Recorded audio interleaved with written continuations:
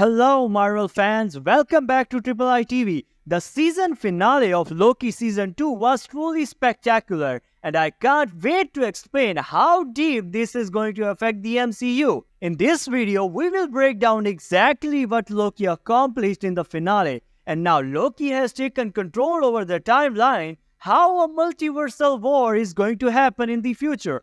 We will explain it later in this video, but before that, humble request to like the video and subscribe the channel because most of you haven't subscribed yet. In the finale, Loki takes center stage as the savior of the multiverse. He gains control over his time-slipping ability, allowing him to travel back to a crucial moment where Victor Timely is on the brink of facing the time loom.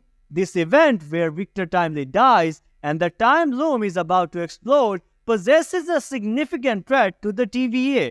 After spending literally centuries immersed in the study of physics, Loki gains profound insights. Despite his extensive learning, he, along with Mobius, realizes that preventing the time loom from exploding is beyond their capacity. Understanding the gravity of the situation, Loki makes a pivotal decision. Realizing the catastrophic consequences of Sylvie killing He Who Remains, Loki goes back in time before he and Sylvie confronts him. He attempts to convey to Sylvie the crucial importance of not killing He Who Remains. In Loki's perspective, killing He Who Remains at this point would lead to the destruction of the entire multiverse, including the TVA. This sets the stage for a high-stakes conflict and a critical moment that could determine the fate of the entire timeline.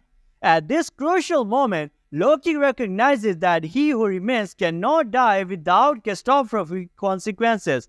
If Sylvie were to kill him, the timeline would begin to branch uncontrollably. Without He Who Remains, these branches would overwhelm the time loom, leading to its explosion and the destruction of the entire multiversal timeline. Loki has been presented with the two choices, allowing Sylvie to kill He Who Remains, leading to the inevitable destruction of the TVA, or intervene and stop Sylvie, even if it means killing her.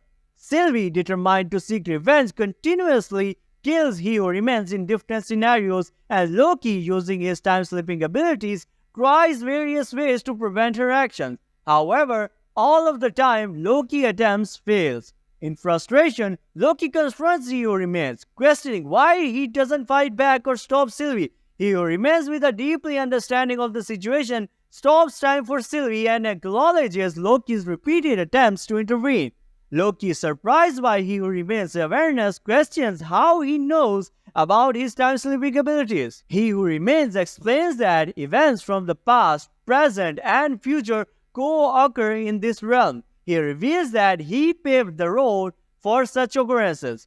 This revelation leaves facing Loki a complex situation where the choices he makes will have profound consequences for the fate of multiverse. Exactly, it becomes clear that He Who Remains orchestrated everything, including Loki's time slipping and the events with Victor Timely as part of his plan. He confirms this by stating that he didn't intend to just allow Sylvie to kill him without a plan in the place. He Who Remains has foreseen his death and subsequent reincarnations, with Loki's time-slipping abilities playing a crucial role in altering the outcome. The explosion witnessed is part of his process. However, if the TVA is destroyed, there will be no organization to prune the new branches emerging from the sacred timeline. This scenario would result into a multiversal war, a catastrophic event He Who Remains aims to prevent. Loki, realizing the situation, understands that the significance of his choices. This revelation sets the stage for a critical decision that will have far-reaching consequences for the fate of the entire timeline. Loki attempts to challenge He Who Remains, suggesting an alternative plan where he would let the sacred timeline branch out and finally find and eliminate all of Kang the Conqueror variants.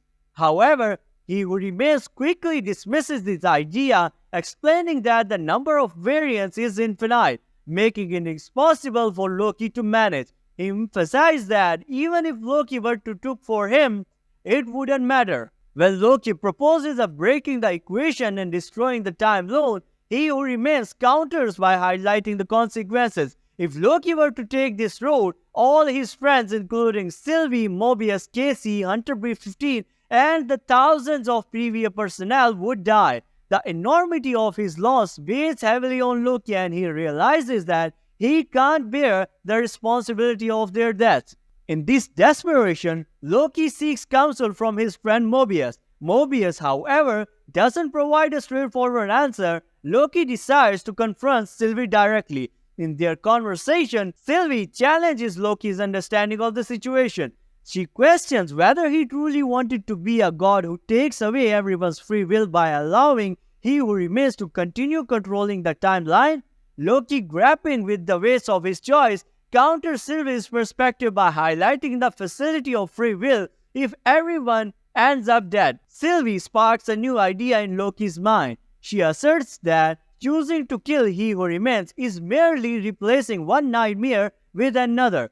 In the moment, Loki understands that there might be a third option. Sylvie's words prompt him to think beyond the presented choices. Loki suggested that if there is hope to replace the current situation with something better, it's worth exploring. This sets the stage for a potential alternative that could reshape the fate of the multiversal timeline. This time, Loki makes a definitive choice. He goes back in time to the critical junction right before the time loom explodes, just before Victor goes out to face his demise. At this moment, Loki declares, "I know what I want. I know what kind of god I want it to be." Taking matters into his own hands, Loki destroys the time loom himself. Unlike the failsafe scenario, no explosion would have devastated the TVA and everyone inside this. Instead, Loki sees that all the timelines, all the branches are dying. Here comes the revelation. Loki realizes that these timelines need constant attention to survive.